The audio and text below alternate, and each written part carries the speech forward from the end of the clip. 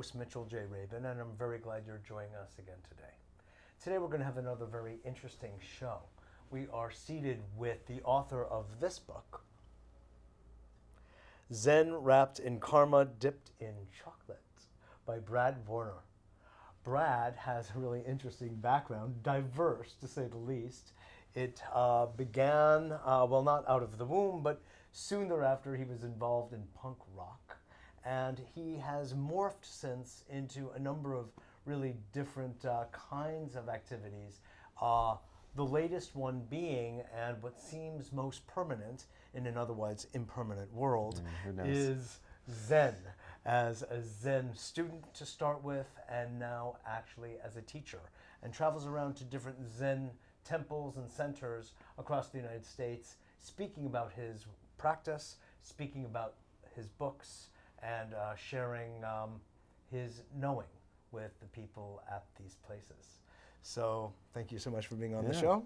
Thank you for having me. Absolutely. Konnichiwa. Do you also Konnichiwa. know, you know some Japanese too, right? I know, yeah. Well, I lived in Japan for 11 years. Yes, so right. You got to learn something. Exactly. Genki desu. I'm so glad. Genki desu. Okay.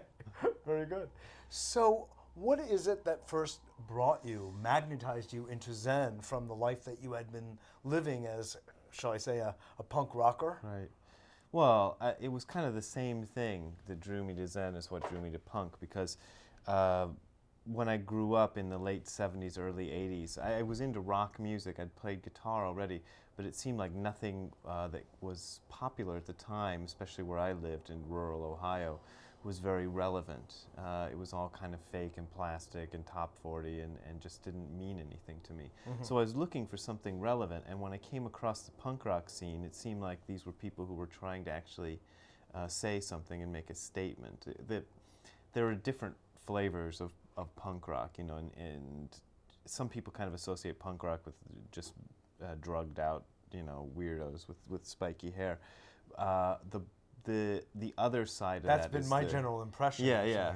The other side of it, though, is he's kind of very committed, socially aware, very politically active.